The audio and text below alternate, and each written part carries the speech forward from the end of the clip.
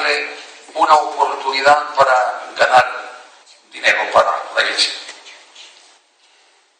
Entonces, inmediatamente la palabra mercadería me vino a la mente. Inmediatamente. Yo dije, hermana, ¿de qué se trata?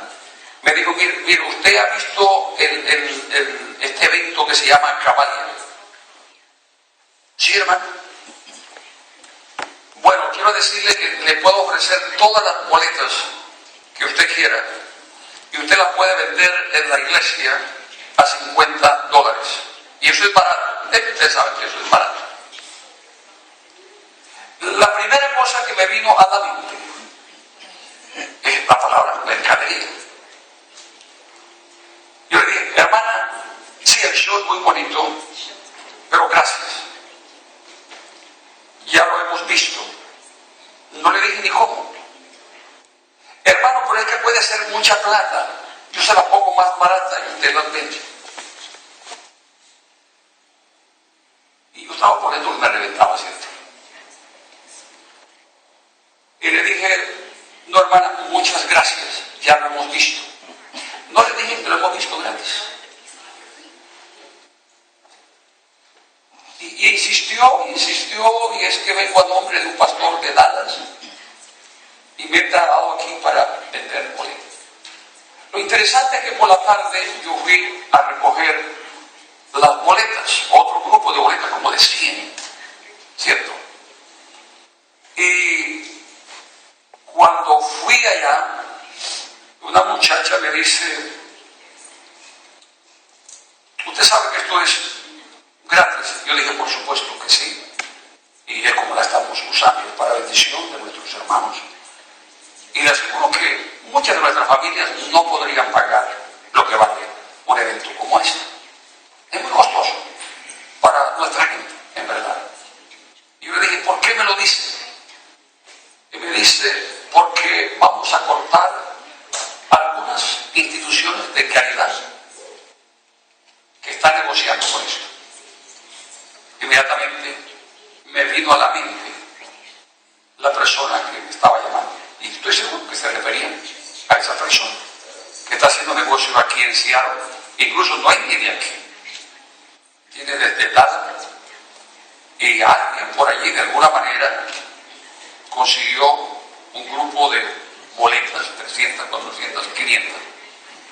Y está haciendo negocio. Pues, ¿ustedes piensan que debemos callarnos? No. Esto tiene que ser denunciado. Tenemos que saberlo, que la iglesia del Señor no es para mercadería.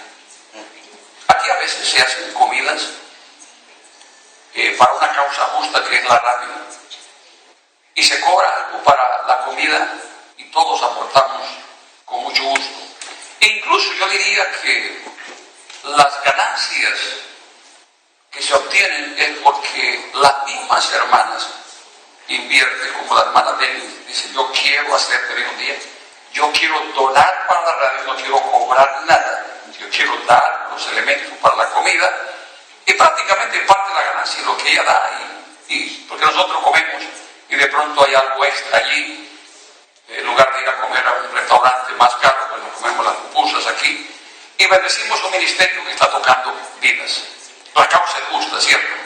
Y yo creo que por eso en esta iglesia damos, porque sabemos que las causas son justas. Lo mismo nuestra hermana Guadalupe, un corazón muy dadivoso. Y cuando yo voy a arreglar con ella y le digo, hermana, ¿cuánto gastó? ¿Cuánto le debemos? Ella siempre dice, no, yo lo hago por la causa del Señor. Y varios de ustedes aquí. Cuando sentimos que no somos manipulados, en el reino de Dios damos. Como decía Gerardo, ¿no es cierto? Por amor y por compasión a los perdidos. Dios ha hecho tanto por nosotros que somos tan agradecidos que apenas podemos dar un poco. Hay un señor, Stanley Tam, conocido aquí en Estados Unidos, no sé si todavía está vivo.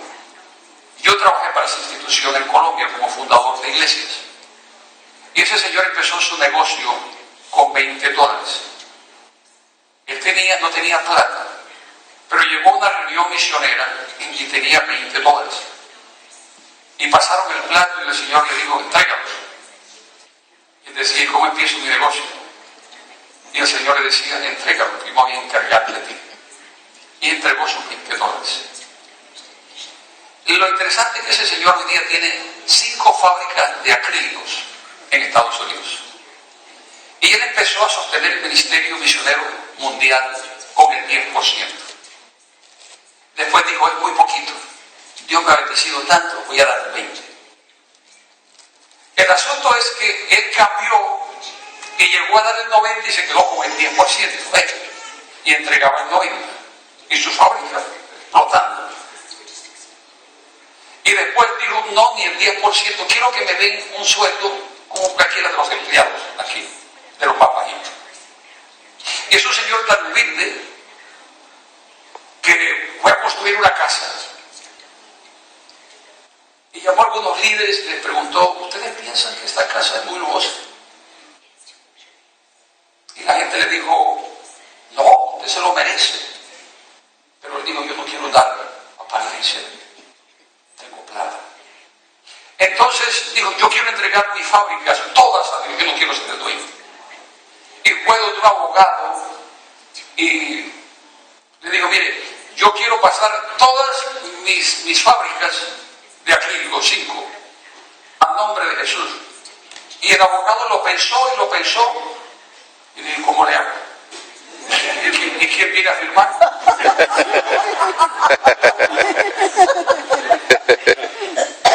No se puede porque no hay enfermo. Se fue para donde otro abogado y este abogado se le ingenió. Así que Jesús firmó y Jesús en este momento tiene 5 fábricas de acrílico aquí en Estados Unidos. Y todas las ganancias de esas 5 fábricas de acrílicos van para sostener el ministerio en 20 países, incluyendo a Colombia. Nosotros fundamos 18 iglesias en Colombia con ese dinero. Entonces, ¿se da cuenta cómo funciona el reino de Dios? Voluntariamente, por compasión por los perdidos, y por amor a Dios, y por gratitud por lo que Dios ha hecho. Hoy entonces, hoy vamos a seguir con esta temática, y yo les voy a dar un repasito para los que no llegaron de una manera muy rápida, y vamos a tener que mandar a cortar esas varillas atrás porque no puedo leer bien. Ok. Entonces hablamos de herejías y falsas doctrinas que se están introduciendo dentro de la iglesia. Fue el tema número 1. Y se están introduciendo de todos los tamaños, de todos los colores. Y se usa la Biblia incluso para introducir estas falsas doctrinas. Y aquí las hemos atacado.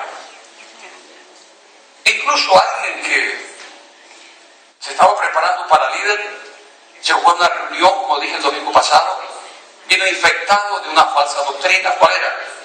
Él escuchó que aquí trajeron un señor chileno enseñando que los ovnis sí existen y que son unas naves del cielo, son de Dios, esas naves, y que los que se transportan ahí son ángeles. Entonces los que han venido aquí, ¿verdad?, a visitar, han sido ángeles. Entonces parece que los ángeles y Dios mismo tienen limitación de tiempo y espacio, porque necesitan forma de transportarse como nosotros. Falsa doctrina, porque eso limita mucho a Dios y a los ángeles. Y los ángeles pueden pasar paredes, ¿cierto? No tiene limitación de tiempo y espacio. Y ese líder prácticamente tuvo que frenarlo, y fue una de las peores decisiones que hemos tomado para limpiar la iglesia de una. Y la misma semana, no es que esperamos un mes y 2 meses, la misma semana. No sé, usted lo va a enseñar eso aquí en la iglesia. Los tales ovnis y los tales marcianos, podríamos decir que sí existen, pero eso es demoníaco. Es demoníaco. Es bueno que usted lo sepa. Sí es real, pero es demoníaco. Y un día esto vamos a meternos en ese tema. Pero se ha metido también dentro de la iglesia. Así que uno iba a la casa de este líder y encontraba ovnis por todas partes y marcianos por todas partes. Hasta en la mesita de centro de la sala. Hay una confusión doctrinal con este. Y alguien que pretendía ser líder aquí, te lo pone ser líder y tener esa contaminación doctrinal. De Iglesia leímos varios pasajes en donde el apóstol Pablo dice que tenemos que cuidarnos, y vamos a leerlo nuevamente porque esto prácticamente es la base de lo que vamos a decir hoy. Dice el versículo 1 del capítulo 4: pero el Espíritu dice claramente que en los postreros tiempos algunos apostatarán de la fe, escuchando espíritus engañadores y a doctrinas de demonios. ¿Qué es la doctrina de los marcianos dentro de la iglesia? Doctrinas de demonios. ¿Se ha metido a la iglesia? Sí. Y las enseñan supuestos evangelistas, conferencistas, doctores. Y déjenme decirle otra verdad: muchos de estos doctorados son falsos. Son doctorados por internet, a distancia, en donde hoy día se compra hasta una ordenación ministerial. La iglesia debe saber esto. Entonces, doctrinas de demonios por la hipocresía de mentirosos que, teniendo cauterizada la conciencia, y cauterizada la conciencia quiere decir que leen la Biblia y la Biblia no les hace ya nada a ellos.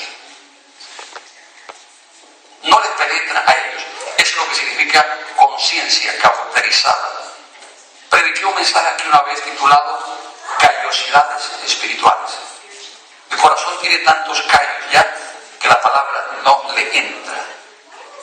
Prohibirán casarse y mandarán abstenerse de alimentos que Dios creó. Este era un problema de lo que estaba pasando en el tiempo de Pablo. Pero hoy día ese no es el problema, no es comida, es otra cosa. Falsa doctrina. Vamos a 2 Timoteo 3, 1 al 5.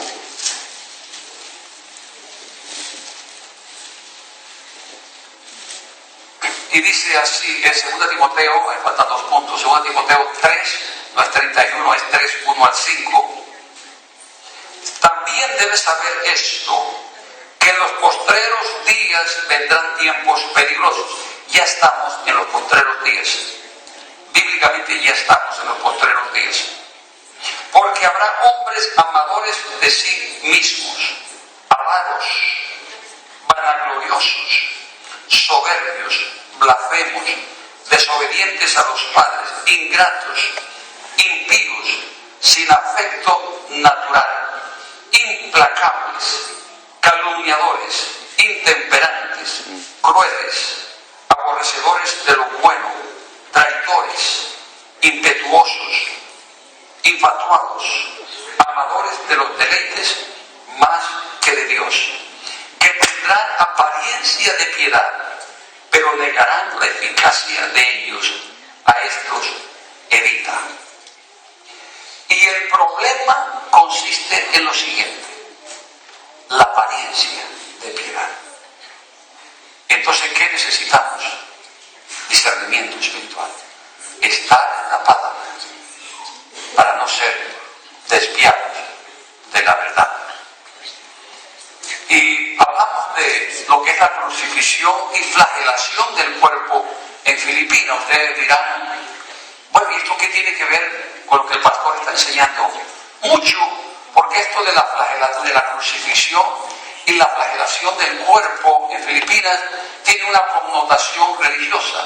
Las personas que hacen esto piensan que son más cristianas y más devotos de Dios, más piadosas que otros.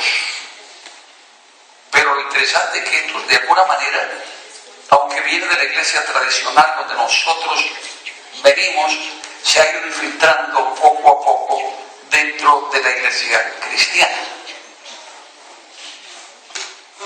Y usé un término, estigma y estigmata, que es el singular y el plural en el griego para marcas. Y estigma sencillamente significa un signo distintivo de la pasión de Cristo, o o llevar las llagas de la crucifixión de Cristo físicamente. Eso es lo que quiere decir estigma, eso es lo que están haciendo las personas en Filipinas. El hecho de que se esté haciendo no quiere decir que nosotros tengamos que marcarnos el cuerpo para llevar las marcas de Cristo en nuestro cuerpo y demostrar que somos piadosos. Son marcas. Y hay un texto bíblico que dice que Jesús llevó él mismo nuestros pecados en su cuerpo sobre el madero, para que nosotros, estando muertos a los pecados, vivamos a la justicia, y que por sus heridas ya fuimos sanados. Así que no somos sanados ni bendecidos por las heridas de otros seres humanos. Las heridas de Cristo son suficientes. Su muerte es suficiente. Si tenemos que crucificarnos y hacernos marcas en el cuerpo o tener marcas, entonces la muerte de Cristo fue insuficiente. Teológicamente es lo que estamos diciendo. Si admitimos de que tenemos que tener marcas o que faltan marcas en el cuerpo nuestro, es un error teológico. Nosotros ya fuimos salvos y sanos en la cruz del Calvario. Tenemos que apropiarnos de esa salvación realizada en la cruz, de esa sanación que Él realizó en la cruz. Ahora, Pablo dice: de aquí en adelante nadie me cause molestias. ¿Ha usado usted esa palabra alguna vez? Sí. Ya no me molesten más. Es lo que está diciendo él. Ya no me molesten más. Porque yo traigo en mi cuerpo las marcas del Señor Jesús. ¿Qué estaba diciendo el apóstol Pablo con esto? Mire, no me toquen más el tema de la circuncisión.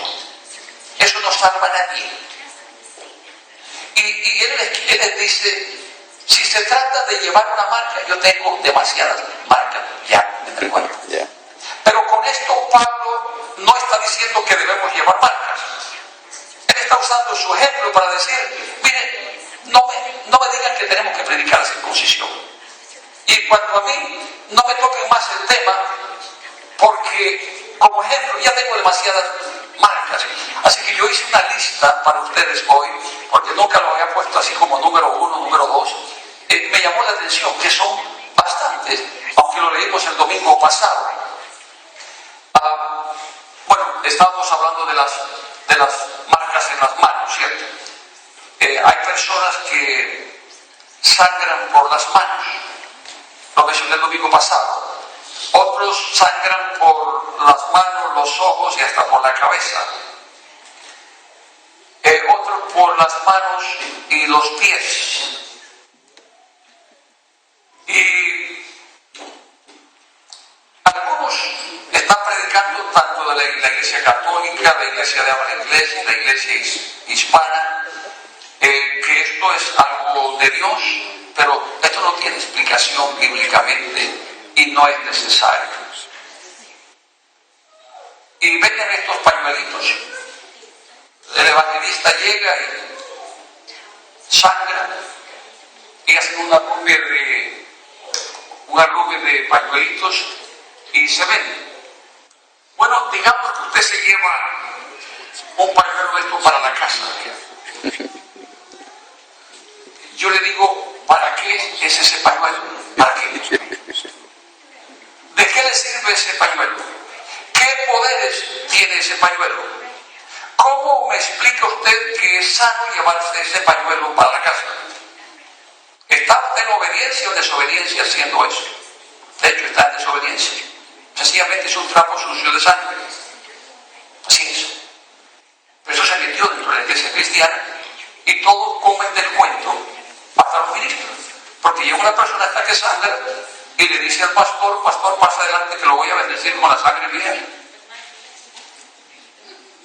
Y el pastor no sabe, piensa que está en obediencia a Dios. ¿Qué está haciendo? Es una confusión teológica que está entrando en las iglesias. Y usted y yo no debemos comernos el cuento, como decimos en Colombia. Como dice Roger, ¿qué rollo es, cierto? La teología que se está propagando dentro de la iglesia es una teología que se llama alegórico-mística o alegórica mística. Alegoría es tomar un texto bíblico y decir otra cosa de lo que el texto dice.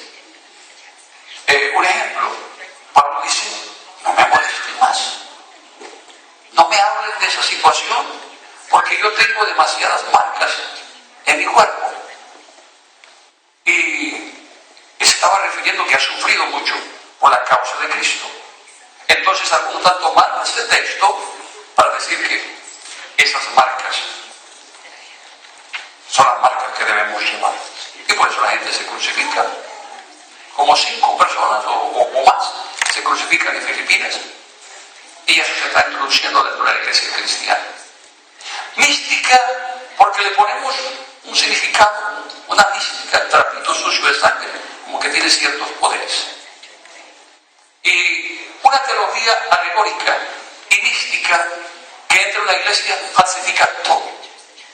Porque empezamos a ponerle significado y sentido donde no lo hay y a lo que no lo tiene.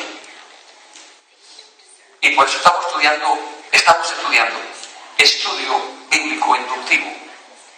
Y qué tentación nos da a nosotros decir algo que nos dice la palabra de Dios cuando la leemos. Como yo que estoy en una escuela dominical una vez, y era una maestra en la escuela dominical, y la maestra leyó el pasaje bíblico. Entonces preguntó, ¿ustedes qué piensan de este pasaje? Hermanos, ¿qué importa lo que yo pienso del pasaje? La pregunta debe ser, ¿qué nos dice este pasaje? ¿Qué nos dice Dios a nosotros en este pasaje? Mis comentarios sobre la Biblia son secundarios. Los puedo usar después de saber qué dice la palabra de Dios. Por eso, si yo voy a hablar de la función de la iglesia, pues yo no puedo empezar preguntándole a ¿ustedes qué piensan cuál es la función de la iglesia? ¿Me entienden? Porque yo puedo pensar cualquier cosa en la función de la iglesia. Debemos preguntarnos qué dice la Biblia sobre la función de la iglesia. Ahí sí estamos, objetivamente, mirando la palabra de Dios, no alegórica y místicamente. Y dije el domingo que la respuesta que ustedes dieron fueron respuestas todas correctas. ¿Por qué? Porque conocen la palabra de Dios. Sigamos. El texto entonces mal interpretado es este. Cuando Pablo dice, de aquí en adelante, nadie me cause molestias, porque yo traigo en mi cuerpo las marcas del Señor Jesucristo. No me hables más de marcas, de circuncisión. Incluso Pablo dice, la verdadera circuncisión es del corazón. La verdadera circuncisión es la del corazón, dice Pablo. No es algo físico lo que nos hace cristianos. ¿Y quién está detrás de Pablo para que él siga predicando la circuncisión? Los judíos. Los judíos. Pero ya se quitó este ropaje de legalismo y dice la verdadera circuncisión. Era del corazón. Respuesta al tema de las marcas de Pablo. Si usted abre allí 2 Corintios 11, 24. 11, 22. 2 Corintios 11, 22. Para que lo tenga allí, ¿cierto? Y yo se lo enumeré muy bien.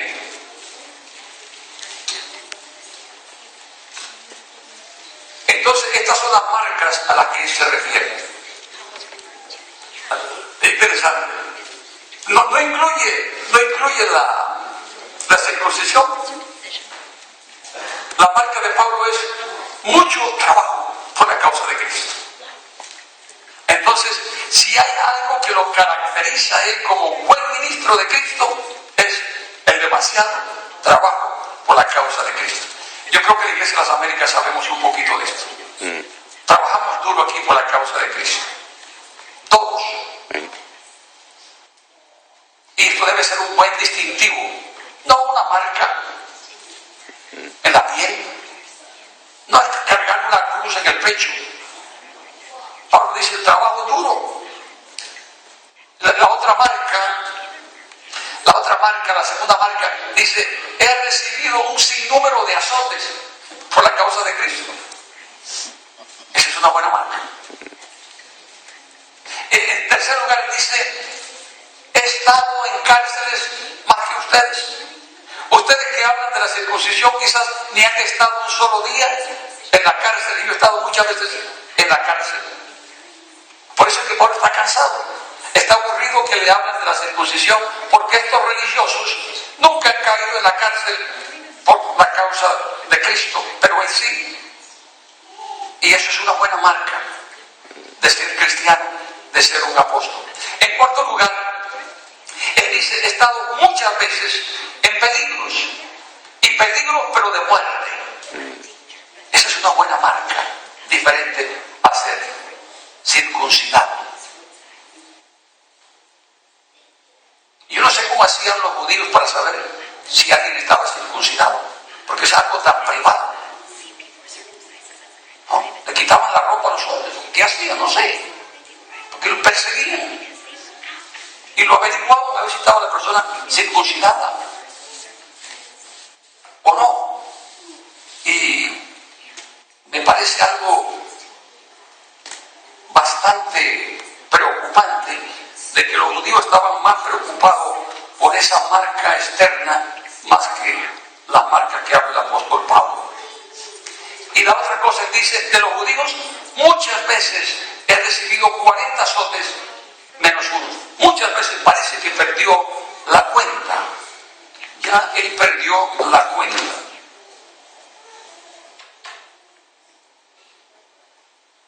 Bueno, vamos a ver si esto se lo acuerdo. Estamos hablando de las marcas del apóstol Pablo. No termina allí. Número 6. 3 veces he sido azotado con varas. 3 veces. Imagínense.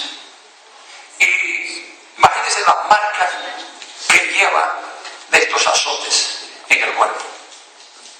Una vez fue apedreado y quedó como muerto. Incluso lo dejaron pensando que estaba muerto. 3 veces, dice, 3 veces he padecido naufragio. Y todo esto ha sido por la causa de Cristo. Una noche y un día como náufrago en alta mar, no en la orilla, en alta mar. Y número 10, él dice, he caminado mucho, he estado en el camino muchas veces por la causa de Cristo, predicando el Evangelio. Y una partida de religiosos fanáticos judíos hablando de la circuncisión, y por eso Pablo dice, ya no me hablen más de ese asunto. Yo tengo más marcas que todos ustedes. Número 11. He estado en peligros de ríos. Seguro que cruzando ríos caudalosos para poder ir a otra ciudad. He estado en peligro de ladrones. Peligro de los de mi nación, o sea, los judíos. Peligro de los gentiles. He estado en peligros en la ciudad. Y número, parece que no seguí la nomenclatura que tenían. Siguen los números hasta el 30. Peligros en el desierto, peligros en el mar, peligro entre los falsos hermanos. Interesante. Trabajo y fatiga, quizás fatiga por el mucho trabajo. Ahora Pablo, para que no lo criticaran, él trabajaba en construcción.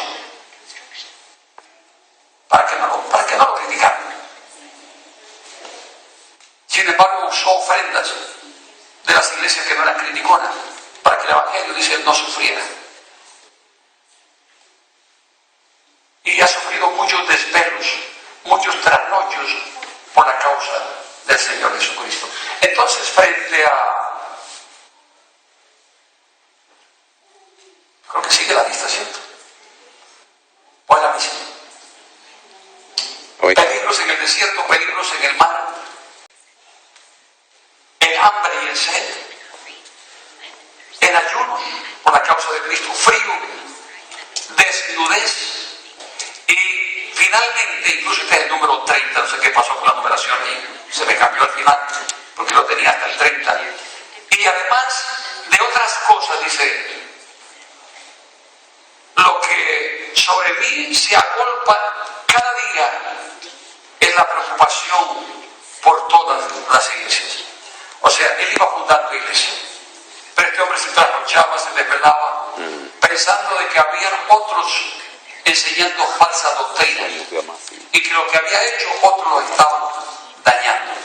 Por eso mi tendencia a creer que el aguijón que Pablo tenía eran dos líderes que venían detrás de él destruyendo prácticamente lo que él estaba haciendo. Falsa doctrina. Y dice, vivo con esta preocupación. Entonces, si uno tiene esta lista de cosas en la vida por la causa de Cristo, ¿qué le va a importar la circuncisión cuando eso no hace nada para la salvación? Pero lo que Pablo está haciendo, menciona 14 cosas, incluyendo la preocupación por las iglesias, por la situación doctrinal. Es bastante marca por la causa de Cristo. Las marcas del Señor Jesús, entonces, en Pablo. Él dice, ¿quién enferma y yo no me enfermo? ¿A quién se le hace tropezar por la falsa doctrina y yo no me indigno? Pueden cuidar la palabra indignación. Cuando se enseña falsa doctrina y se destruyen hermanos, no podemos quedarnos pasivos. Pablo dice que él se indigna, se enoja, porque alguien, por ganancia deshonesta, está enseñando falsa doctrina. Y finalmente dice, si es necesario gloriarme, me gloriaré en lo que es de mi debilidad. El Dios y Padre de nuestro Señor Jesucristo, quien es bendito por los siglos, sabe que no miento. O sea que estos 30 puntos, y perdone que la nomenclatura se me mezcló allí, pero son 30 cosas que él menciona. Él dice, Dios sabe que no miento, tengo suficientes marcas en mi vida, en mi cuerpo, llevo las marcas de Cristo. Así que la circuncisión a un lado, no más. Atacó la falsa doctrina. Las marcas del Señor Jesús en Pablo, en Damasco. Dice, el gobernador de la provincia del rey Aretas guardaba la ciudad de los damasenos para prenderme. Y finalmente el número 30 dice, fui descolgado del muro en un canasto por una ventana y escapé de sus manos. Suficiente, ¿cierto? Ahí está el número 30.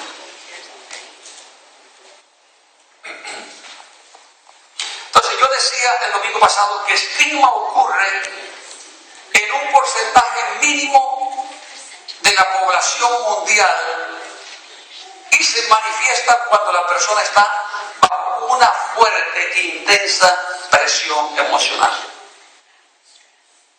Y hay un porcentaje bajito de la población mundial que cuando están bajo presión emocional sangran. Entonces tenemos aquí este pasaje, por ejemplo, de Lucas 22:41, que dice, y él se apartó, refiriéndose a Jesús, de ellos a distancia como de un tiro de piedra, y puesto de rodillas oró diciendo, Padre, si quieres pasa de mí esta copa, pero no se haga mi voluntad sino la tuya. Y se le apareció un ángel del Señor para fortalecerle, y estando en agonía oraba más intensamente, observa la palabra intensamente, y era su sudor como grandes gotas de sangre que caían hasta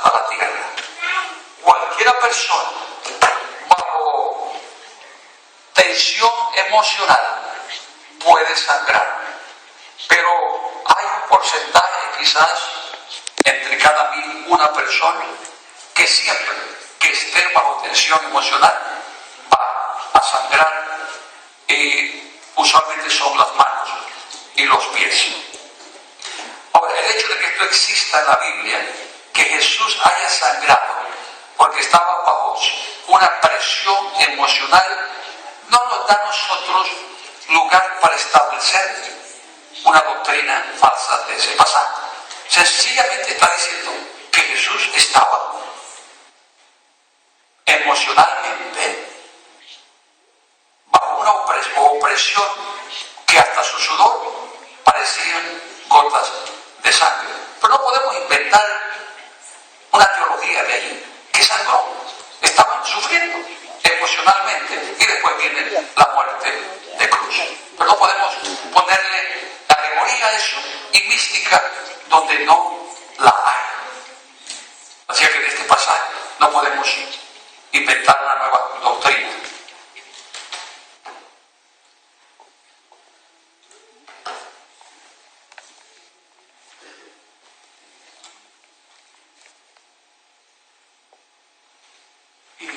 Mencioné este tema de solo por gracia. ¿Por qué lo traje a colación? Porque es otra doctrina que se está mezclando en la iglesia. Y iglesias grandes, las 3 S, salvo siempre salvo. No hay que hablarle al pecador que es pecador. Dios está encargado y Dios le va a decir, no somos llamados, como se dijera aquí en el púlpito, por el hermano que predicó, para decirle a las personas que son pecadores. Bueno, la Biblia dice lo contrario. Pablo dice que debemos exhortar duramente al pecador. Y dice duramente al pecador para que se arrepienta y sea sano. Y sé que no estoy muy cómodo ustedes con este asunto, pero no sé cómo hacerlo. Para que sean sanos, dice el apóstol Pablo. Entonces, es nuestro rol, nos toca a nosotros. Y el pasaje que se usó fue el pasaje de la mujer sorprendida en adulterio. Y lo que yo dije el domingo es esto, que este pasaje no se puede usar para describir la función de la iglesia. No. Jesús tampoco estaba escribiendo los mandamientos necesariamente. Jesús hace en la tierra lo que la mayoría de nosotros hacemos cuando estamos en la playa. En verdad, Jesús se sabía los mandamientos, no tenía que recordarlos escribiéndolos en la tierra. Y usar este pasaje para decir que no podemos hablar a las personas del pecado es una ironía, porque el pasaje menciona la palabra pecado 2 veces. Cuando la mujer es sorprendida en adulterio, es una trampa que le ponen a la mujer. Sabemos que es una trampa para la mujer porque el hombre no aparece y según la ley el hombre debía ser condenado. Entonces el hombre parece que sí sabía de la trampa, el hombre no aparece en la escena, la mujer sí. Entonces vienen los fariseos y saduceos para decirle a Jesús que la mujer fue sorprendida en el acto mismo del adulterio. Y usualmente, como dije el domingo, cuando una persona es encontrada en una relación sexual, usualmente está desnuda o semidesnuda. Y de hecho esa mujer fue traída así como estaba, y para prueba que fue encontrada en el acto mismo del adulterio, aquí está, ¿cierto? Y de hecho dije que Jesús hizo pacto con los ojos. Jesús había leído el libro de Job, y Job dice, he hecho pacto con mis ojos para no mirar a una señorita, a una doncella y codiciarla sexualmente. Jesús hizo pacto con sus ojos. Él fue tentado en todo, dice la palabra de Dios, pero nunca cometió pecado. Y él tiene una mujer que la están acusando. Jesús sencillamente está esperando que termine la acusación. Y por eso se inclina a tierra. Y seguro que la acusación demoró mucho, y cuando ya se que sea el primero en tirar la piedra, y nadie la tiró. ¿Les dijo Jesús a los fariseos y saduceos que eran pecadores? Sí. Entonces se los dijo de buena manera, ¿cierto? porque la idea es convencer al pecador de pecado, pero no lo queremos ahuyentar, hay que decírselo de buena forma. Pero estos, aunque Jesús se los dijo de buena forma, se fueron. Ahora se para y le mira a la mujer a los ojos, y si la mujer estaba semidesnuda, esto no le da ocasión a Jesús de mirar sus partes privadas, si esta era la situación. Mire que digo, si esta era la situación. Ahora le mira a los ojos y le dice, ¿dónde están los que te acusaban? Ella dice, se fueron. Ninguno te acusó. No, Señor, nadie arrojó la piedra. Entonces Jesús dice, ni yo te condeno, vete y no peques más. Otra vez se menciona la palabra pecado, pero observen la manera como Jesús lo hace. Es la forma. Esta mujer, yo creo que cada vez que sentía deseo de prostituirse, le llegaban esas palabras a la mente de Jesús, de amor, de perdón, vete y no peques más. Ahora, si vamos a usar este pasaje para describir la función de la iglesia, de pronto podríamos rescatar dos cualidades de la iglesia. Primera, perdón. Segunda, compasión. Pero eso no es toda la función de la iglesia. Sí son dos cosas que la iglesia del Señor tiene que hacer. Entonces, el propósito de la iglesia, ¿cuál es la función de la iglesia? Y yo dije allí tema número 2 de 3, de pronto es tema número 2 de 4. Vamos a ver. Significado de la palabra iglesia. La palabra iglesia viene del griego eclesía. Ahora, en Atenas, eclesía era la asamblea de los ciudadanos que se reunían para discutir asuntos políticos. Es interesante que esa palabra fue usada secularmente antes de que nosotros la usáramos. El uso cristiano es la asamblea, reunión o convocación de los que han nacido de nuevo, que se reúnen para adorar a Dios. Y yo tengo aquí una definición que escribí que de pronto dice más. ¿Qué es la iglesia? La iglesia es un cuerpo de personas que han confesado al Señor Jesucristo como el Hijo de Dios y han creído y confesado en Él como su Salvador, uniéndose bajo su dirección para ejecutar sus propósitos en el mundo. La iglesia está compuesta por personas de todas las razas y naciones que han sido transformadas integralmente por el poder divino de Dios y cuyos nombres están escritos en el libro de la vida.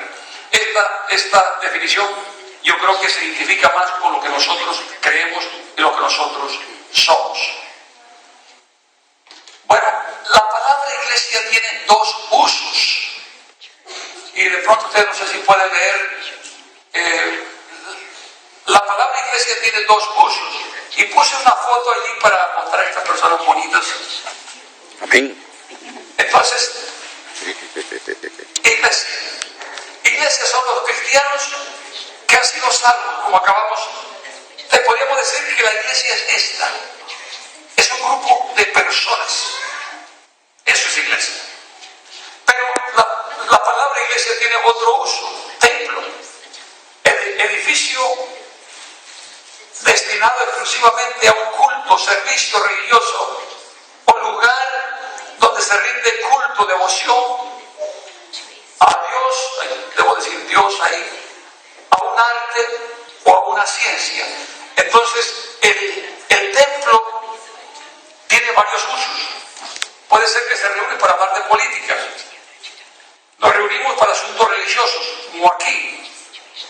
Pero cuando mi esposa estuvimos el año pasado en México, nos pasó algo muy chistoso, ¿cierto? Porque vimos un lugar ahí en la playa que decía templo.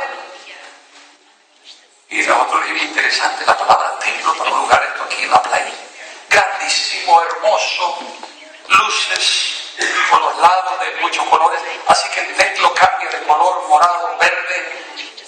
Y mi esposa y yo nos fuimos para ahorrar, nos fuimos a un mercadito por allá y compramos pues chorizos y panes y leche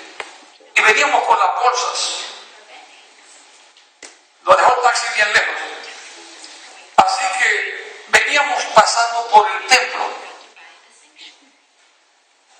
Lo que no nos dimos cuenta es que estábamos pasando por la plataforma del templo, por allá. Y que había mucha gente allí, no nos habíamos dado cuenta. Y que habían cámaras que nos estaban presentando por todas las pantallas. Y nosotros cargando las bolsas estas. Y aquí había un cantante, pero qué música tan buena. Y nosotros los dos pasamos por allá y habían dos sofás ahí bien grandes. Así que yo me tiré con mis bolsas así. Y todo eso estaba saliendo por la pantalla en el templo, ¿no? Y allá pues había gente bailando y nos salía y tomando y nos estaban viendo allí, miraban. Y de pronto llega una chica con un vestidito bien cortito.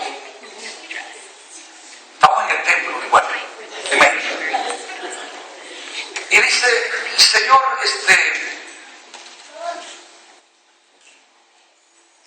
va a bailar. ¿Y qué se le provoca? ¿Qué le provoca tomar? Y yo me la quedo mirando así miraba. Y yo no sabía que todo eso estaba saliendo por allá. Yo dije, no señora, que vengo a comprar unos chorizos con mi esposa.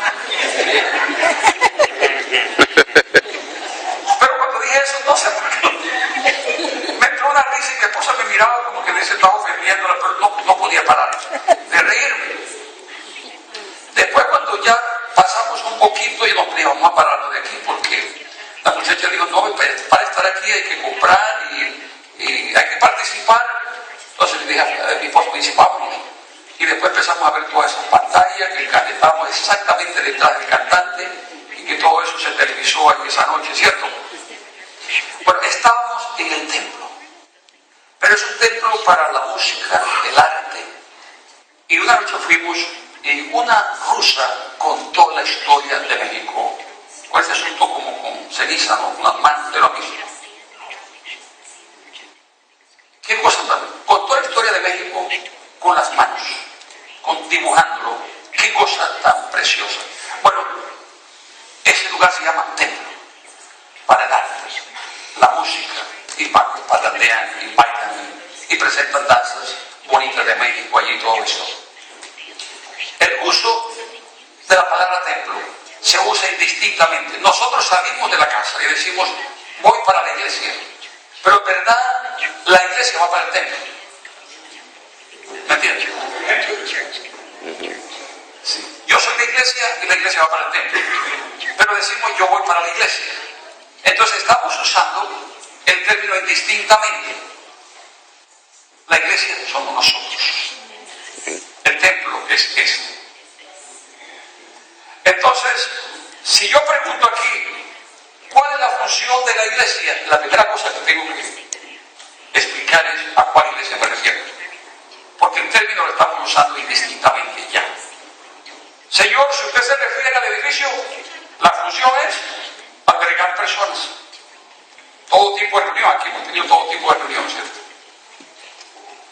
Pero si se refiere a la función de la iglesia, la viva, la que camina, la que ha nacido de nuevo, no hay un versículo bíblico, uno solo, para describir la función de la iglesia.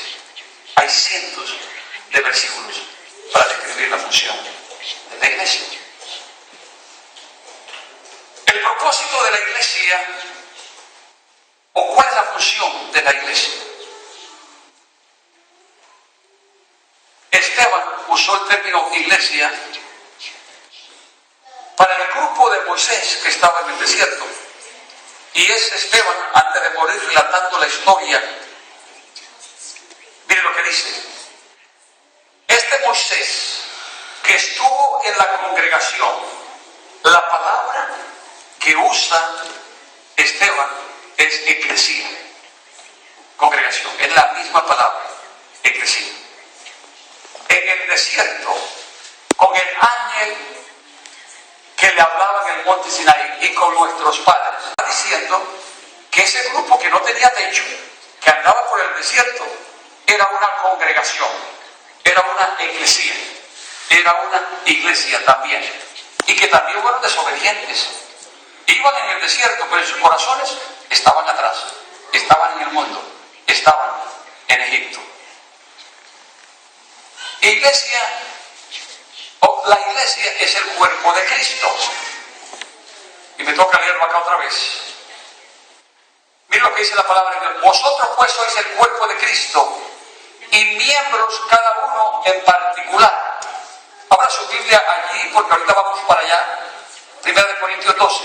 Vosotros sois pues el cuerpo de Cristo y miembros cada uno en particular. Entonces, muchas de las cosas que Jesús hace en la tierra las ejecuta a través de ¿quién? La iglesia. Ya. De nosotros. Porque somos la iglesia de Cristo. Somos la iglesia de Cristo. Entonces, si vamos a saber cuál es la función de la iglesia, tenemos que saber qué es lo que Cristo hace a través de ella. Ya.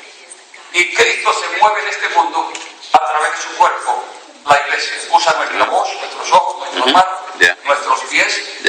Y por eso dice Isaías, cuando habla de los pies, dichosos, capa la palabra ahorita. Bienaventurados los pies de los que anuncian las buenas. Hermosos. ¿Qué tan hermosos son los pies? Cuán hermosos son los pies de aquellos que anuncian las buenas nuevas de salvación. Dios los usa nuestros pies. Entonces, ¿cómo sabemos la función de la iglesia? Tenemos que describir la función de la iglesia con base en las características y funciones de su fundador, Jesucristo, que es la cabeza de la iglesia. Todo lo que Jesús dijo que debíamos hacer o ser, directa o indirectamente, describe la función de la iglesia. Todo. Todo eso. Y en primer lugar, entonces, la función de la iglesia se describe con base en los dones espirituales. Ahora sí vamos a Primera de Corintios, capítulo 12, versículos 7 al 31.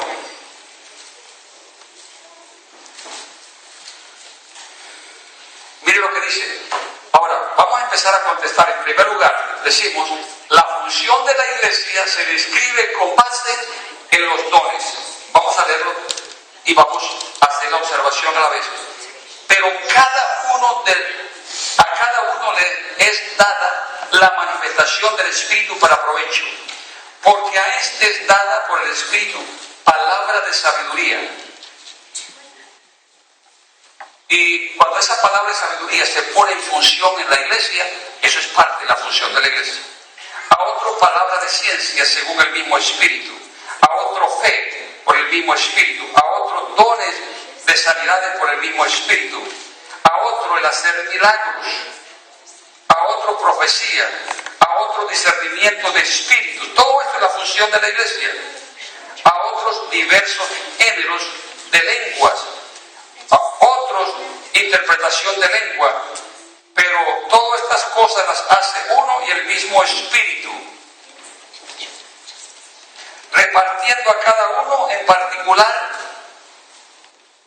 como Él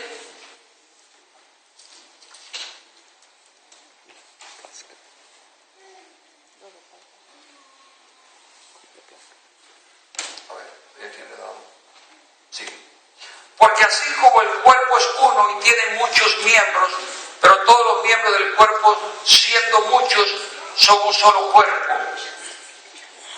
Así también Cristo, porque por un solo Espíritu fuimos todos bautizados en un cuerpo, sean judíos o griegos, sean esclavos o libres, y a todos se nos dio a beber de un mismo Espíritu. Además, el cuerpo es un solo miembro. No es un solo miembro, sino muchos. Si dijera el pie, porque no soy mano, no soy del cuerpo, por eso no será del cuerpo. Y si dijera la oreja, porque yo no soy ojo, no soy del cuerpo, por eso no será del cuerpo. Si todo el cuerpo fuese ojo, ¿dónde estaría el oído? Y si todo fuese oído, ¿dónde estaría el olfato? Mas ahora Dios ha colocado los miembros, cada uno de ellos, en el cuerpo como Él quiso. Porque si todo fuera un solo miembro, ¿dónde estaría el cuerpo? Pero ahora son muchos los miembros, pero el cuerpo es uno solo. Bueno, la idea es esta. Todo lo que hacemos nosotros es parte de la función de la iglesia. Y somos el cuerpo de Cristo. Y esa es la función de la iglesia. Por ejemplo, cuando una persona barre, tiene el don de servicio. Esa es la función de la iglesia. Cuando una persona evangeliza, porque tiene el don de evangelismo, es la función de la iglesia. Cuando una persona va y visita a los enfermos, es la función de la iglesia. Todas las funciones de los dones es la función de la iglesia. Yeah. Pero no es solamente ignorar el pecado, como escuchamos aquí hace unos días. La función de la iglesia es mucho más amplia. En segundo lugar, o más bien esto, pregunta, ¿es esto todo solamente para Jesús? Las características de Jesús son solamente para Jesús, no son para nosotros. Mire lo que dijo Jesús a los discípulos antes de salir. Paz a vosotros. Como me envió el Padre, así también yo les envío a ustedes. Y habiendo dicho esto, sopló y les dijo, recibid el Espíritu Santo. A quien remitieres los pecados, les son remitidos. Y a quienes le retuvieran los pecados, les serán retenidos. Póngale cuidado a esto. La palabra como y así también es una palabra indicadora de la ley de comparación. El ministerio de Jesús es el ministerio nuestro. Yeah. Y esas dos comparaciones están allí por eso. Entonces, es interesante que el Señor nos dice que debemos hablar del pecado. Pero en estos lugares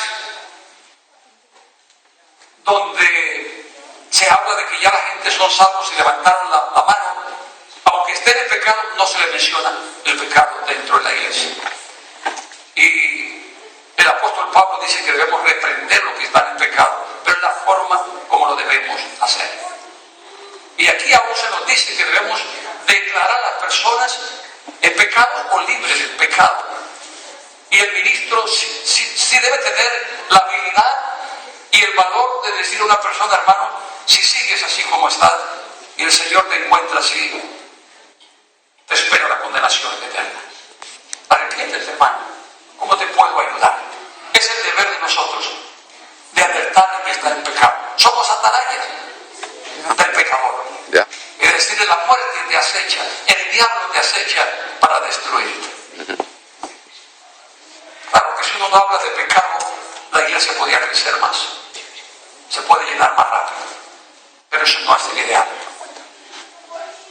Y en tercer lugar, la agenda que describe el ministerio de Jesús también debe ser nuestra función.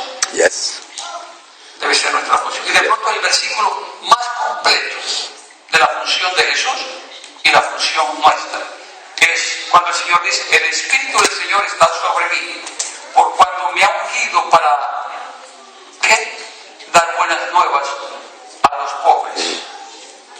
Entonces, la iglesia debe tener ministerio social, ayudar a los necesitados, obra que es difícil a veces, porque algunos llegan saben cómo aún robar en las iglesias también, y no todo el que llega necesariamente en verdad necesita. Una muchacha norteamericana, más bien voy a decirlo anglosajona, estaba tocando la puerta aquí un día. Y yo le dije, ¿qué está pasando? ¿Cómo le puedo ayudar? Y me dijo, no, es que yo llamo aquí, nadie me contesta. Y yo le dije, mire, perdónenos, ¿cierto? Y de pronto llegaba la semana a tocar, entró aquí. Le dije, ¿qué se le ofrece? Le digo, no, es que no tengo con qué más económico, a veces el problema es espiritual, ¿cierto? Entonces, ¿por qué no empezamos por lo primero? Empecemos con Jesús. Y recibió al Señor Jesucristo. Y yo le dije, bueno, ¿qué tal si se viene el próximo domingo?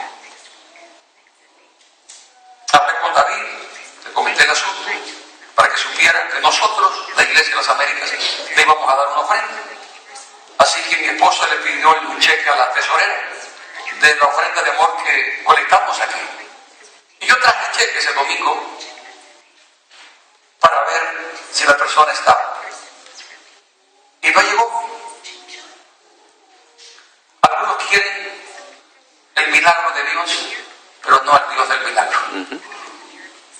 Y aquí era la plata del Señor, pero no quería nada que ver con el Señor. Y demoré con ese cheque como 2 domingos aquí. Le dije a mi esposo, no voy a dejar que alguien nos use así nada más. Pero me habló muy espiritual, que quería seguir al Señor, ¿cierto? Sin embargo, el Señor dice que por la maldad el amor de muchos se va a enfriar. Pero debemos seguir haciendo el bien y ayudando a los necesitados.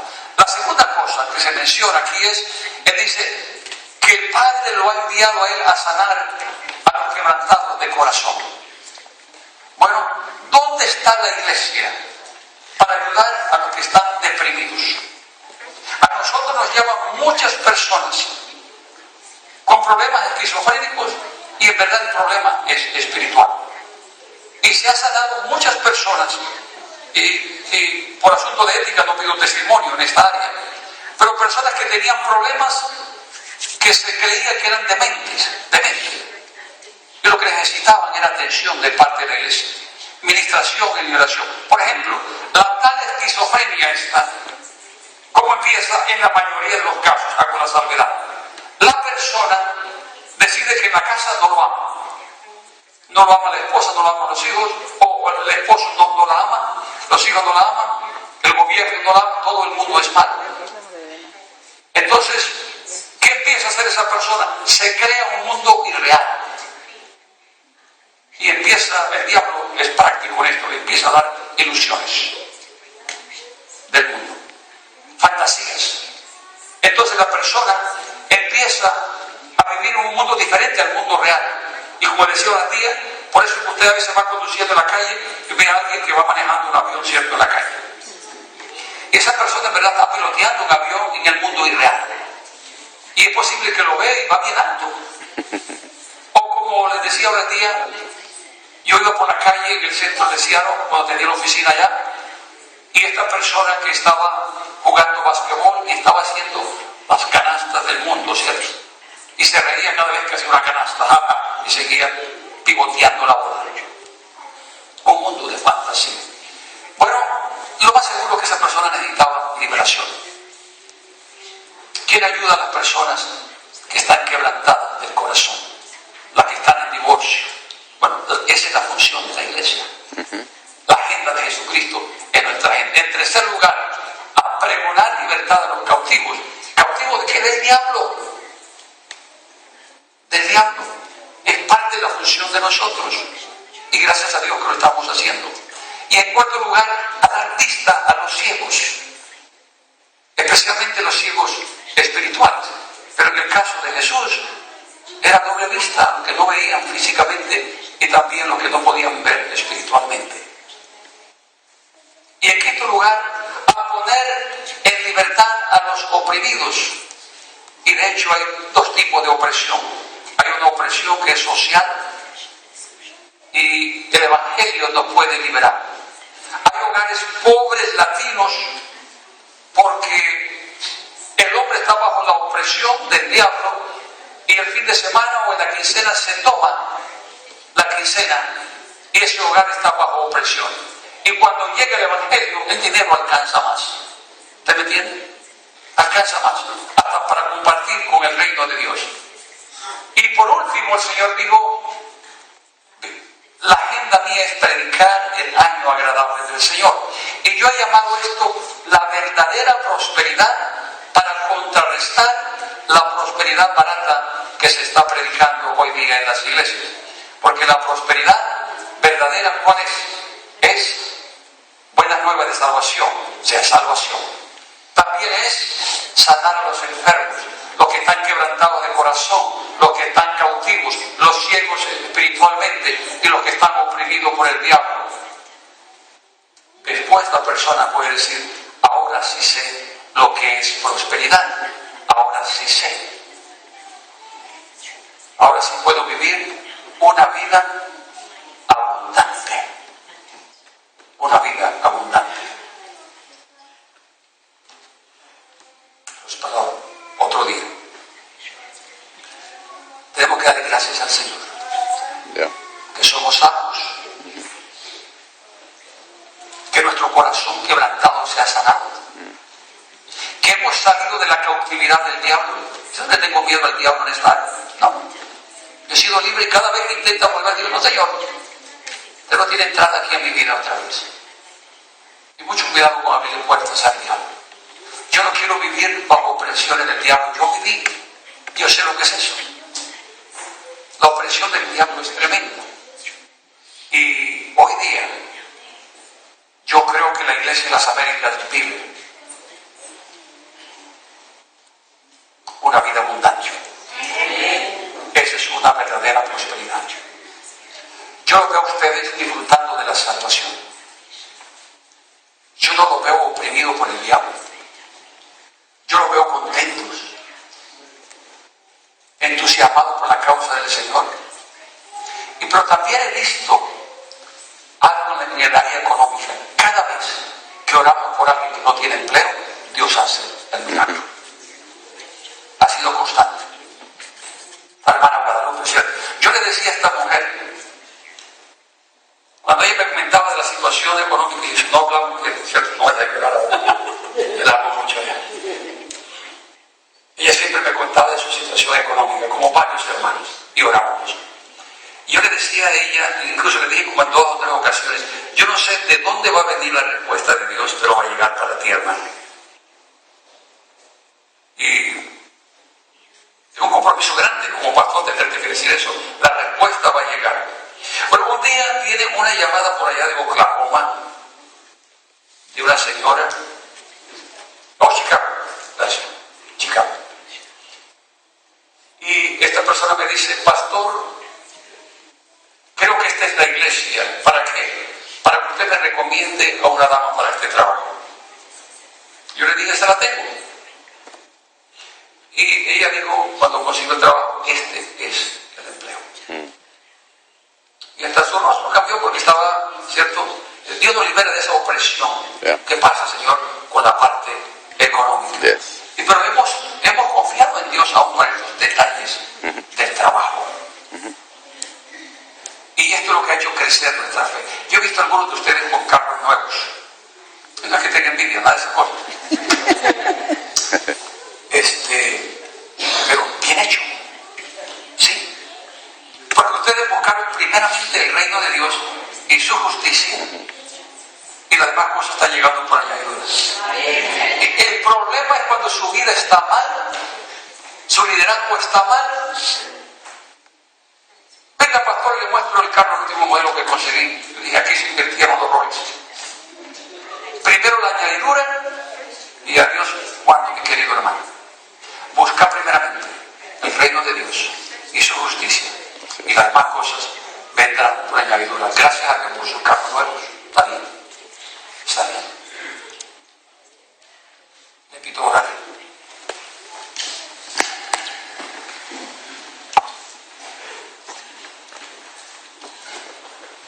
Sencillamente quisiera que le dé gracias a Dios.